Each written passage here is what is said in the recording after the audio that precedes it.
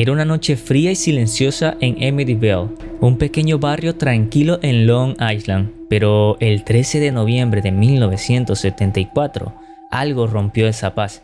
6 disparos resonaron en la casa número 112 de Ocean Avenue. Ronald DeFeo Jr., con una escopeta calibre .35, caminó por los pasillos oscuros y disparó a su padre, a su madre y a sus 4 hermanos, todos mientras dormían. Nadie gritó, nadie intentó escapar, solo el eco de los disparos quedó suspendido en la casa. Ronald DeFeo Jr. entró en un bar en Amityville, en Nueva York. Al entrar, gritó que su familia había sido desvivida. Varios clientes del bar, al escuchar esto, lo acompañaron hasta su casa en el 112 de Ocean Avenue. Al llegar, encontraron que sus padres y sus 4 hermanos fueron desvividos a tiros mientras dormían. Al ver esto, pues obviamente llamaron a la policía. Cuando la policía llegó, la escena era de pesadilla. Los cuerpos estaban perfectamente alineados en sus camas, todos boca abajo, y no había señales de lucha. ¿Cómo fue posible que nadie se despertara con el ruido? Ronald Jr. dijo que unas voces le habían dicho que lo hiciera. Desde entonces, la casa de Amityville quedó marcada por la tragedia y por algo más oscuro. Pero hay detalles más perturbadores en la historia de Ronald DeFeo Jr. Él afirmaba que, en los días previos a la masacre, había comenzado a escuchar susurros en la oscuridad, como si alguien le hablara al oído mientras dormía. Los muebles de su habitación crujían como si alguien invisible se moviera alrededor de su cama. A veces despertaba en medio de la noche y veía sombras al pie de su cama. Nadie más en la familia parecía notarlo, pero para él, la casa tenía una presencia viva, latente, algo que lo empujaba a hacer cosas impensables. En la sala de interrogatorio, Ronald insistió en que las voces le habían ordenado desvivir a su familia. No tenía otra explicación. Su rostro reflejaba una desconexión completa de la realidad, y con esto la casa había cobrado sus primeras víctimas. Según las investigaciones, Ronald DeFeo Jr. había estado planeando desvivir a su familia durante algún tiempo. Se había sentido oprimido por su padre, a quien describía como un hombre autoritario y abusivo, y veía la violencia como su única salida. La noche del 13 de noviembre, tras consumir drogas y alcohol, tomó un rifle Marlin .35 y procedió a desvivir a su familia mientras dormían uno por uno. Lo más desconcertante del crimen fue que, a pesar de los disparos, ninguno de los miembros de la familia pareció despertarse ni tratar de huir. Se encontraron todos boca abajo en sus camas, sin señal de lucha ni intento de defensa. Algunos investigadores sugirieron la posibilidad de que Ronald los hubiera sedado antes de disparar, aunque los análisis toxicológicos no encontraron pruebas de ello. La confesión de Ronald DeFeo Jr. pasó por varias versiones a lo largo del tiempo, lo que generó más misterios sobre lo sucedido en la casa de Amityville. En su primera versión, cuando fue arrestado, DeFeo intentó culpar a un supuesto asesino de la mafia, pero su coartada no se sostuvo ante la policía. Y en su primera confesión, finalmente admitió ser el responsable y afirmó que había escuchado voces demoníacas que lo obligaban a cometer los asesinatos. Según él, las voces decían: «Hazlo, mátalos a todos». Más tarde, en su segunda versión, DeFeo cambió su historia y dijo que no hubo voces, sino que simplemente había decidido desvivir a su familia porque odiaba a su padre y no quería dejar testigos. En otra declaración, esta siendo su tercera versión, aseguró que su hermana, la mayor de las mujeres, Dawn DeFeo, participó en los asesinatos y que él solo desvivió a su padre. En una última versión, afirmó que su madre había sido la verdadera asesina y que él no recordaba nada porque estaba bajo los efectos de las drogas. A pesar de sus múltiples versiones, las pruebas forenses demostraron que DeFeo fue el único responsable del crimen. Tras su arresto, Ronald DeFeo Jr. fue sometido a juicio en 1975. Su defensa intentó argumentar que sufría trastorno mental, pero los peritos determinaron que, si bien sufría de trastorno de personalidad, era plenamente consciente de sus acciones al momento del crimen. Fue declarado culpable de 6 asesinatos en segundo grado y condenado a 6 cadenas perpetuas consecutivas en la prisión de Sullivan Correctional Facility en Nueva York. Durante su tiempo en prisión, cambió su testimonio en múltiples ocasiones, manteniendo el misterio en torno a su motivación y la posible participación de terceros. Ronald DeFeo Jr. permaneció en prisión hasta su muerte, el 12 de marzo del 2021. A la edad de 69 años, nunca obtuvo la libertad condicional y sus peticiones de reapertura del caso fueron rechazadas. Un año después, la casa seguía vacía. Nadie quería vivir en un lugar con tanta historia macabra. Pero en diciembre de 1975, George y Kathy Lutz vieron una oportunidad.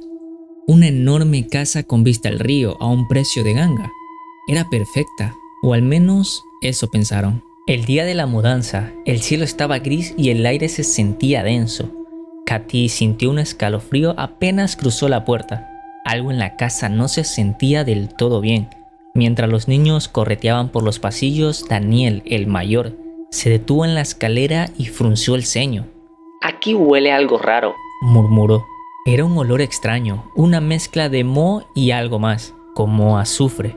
George ignoró el comentario y siguió desempacando, pero esa primera noche, su perro se quedó afuera ladrando sin parar hacia la casa, y con la cola entre las patas parecía verse muy aterrado.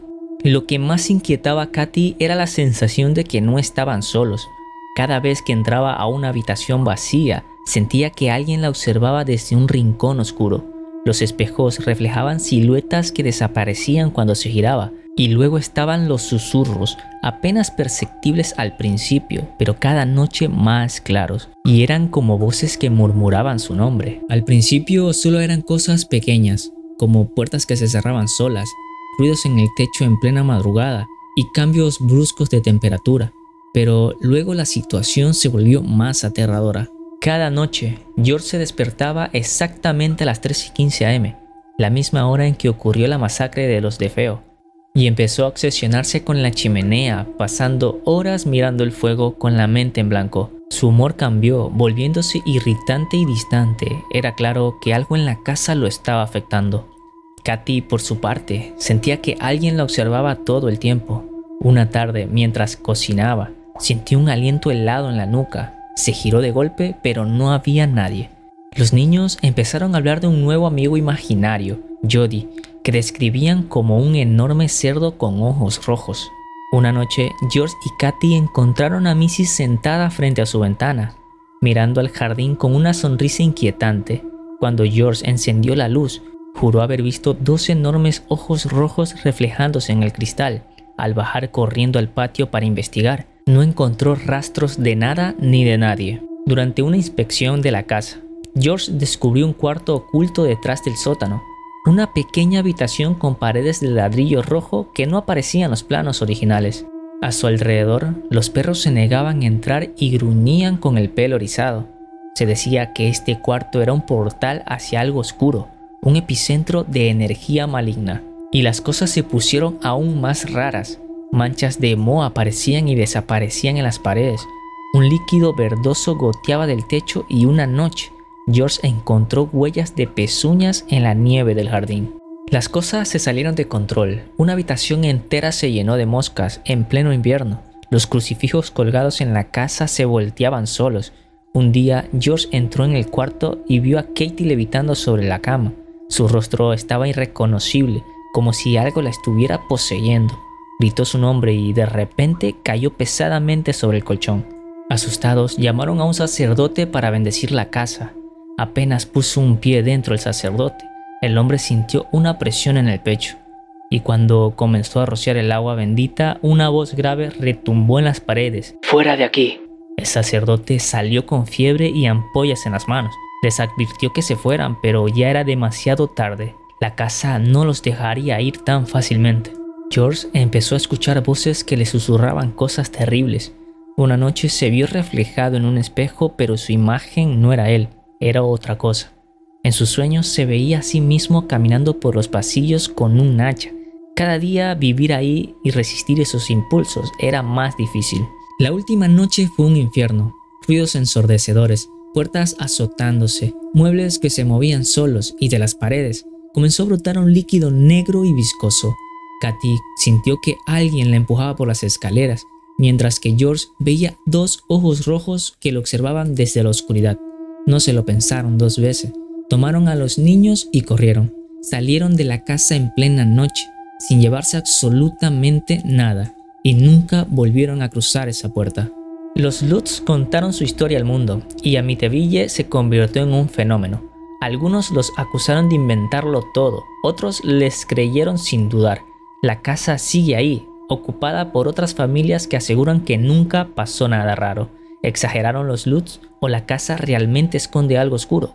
Después de la huida de la familia, los Warren, reconocidos investigadores de lo paranormal, realizaron una exhaustiva exploración en la casa, junto a un equipo de especialistas en fenómenos sobrenaturales. Durante su estancia, utilizaron grabadoras, cámaras infrarrojas y otros dispositivos para captar cualquier manifestación anómala. Ed Warren describió la casa como un lugar cargado de una energía oscura y opresiva, mientras que Lorraine, quien afirmaba tener habilidades psíquicas, experimentó una visión de las almas atormentadas que aún vagan en el lugar. Uno de los momentos más inquietantes de su investigación ocurrió cuando tomaron una fotografía en las escaleras, revelando la figura de un niño con ojos brillantes. Muchos creen que esta imagen muestra el espíritu de uno de los hijos de la familia de Feo. Además, Lorraine afirmó haber sentido una presencia demoníaca en el sótano, el mismo lugar donde George Lutz había encontrado la misteriosa habitación roja. Según los Warren, la casa no solo estaba embrujada, sino que albergaba una fuerza maligna que iba más allá de los simples espíritus, un ente demoníaco de gran poder. Algunos escépticos afirman que la historia fue una invención de los Lutz para obtener fama y beneficios económicos. Sin embargo, ellos siempre mantuvieron que lo que vivieron en Amityville era real y que jamás desearían que otra familia pasara por la misma experiencia. Décadas después de los horribles crímenes y las historias paranormales que la rodearon, la casa en el 112 de Ocean Avenue sigue en pie. A lo largo de los años, varias familias han vivido allí, algunos asegurando que nunca experimentaron nada inusual, mientras que otras prefieren no hablar de su tiempo en la casa. En un intento de borrar su infame reputación, la dirección fue cambiada y su icónica fachada de ventanas en forma de ojos fue remodelada. Sin embargo, los turistas y los cazadores de lo paranormal aún acuden a la zona, deseosos de ver el lugar donde ocurrieron los crímenes de los de Feo y la espeluznante experiencia de los Lutz. Los dueños actuales mantienen un perfil bajo y han denunciado a curiosos que intentan colarse en la propiedad. Afirman que la casa no está embrujada y que su legado es más un producto de la exageración mediática que de hechos reales. Pero algunos vecinos y antiguos residentes cuentan otra historia. Hablan de figuras en las ventanas cuando la casa está vacía, de luces que parpadean sin razón y de un aire inquietante que rodea la propiedad al anochecer. Quizás solo fue sugestión, quizás realmente la casa sí está embrujada. Lo cierto es que después de todo este tiempo, Amityville sigue siendo un misterio, y quizás si pasas por Ocean Avenue en la noche, puedas sentir que alguien te observa desde una de sus ventanas. Gracias por ver hasta el final. Si te gustó, revisa los demás videos en mi perfil y no olvides seguirme para más contenido.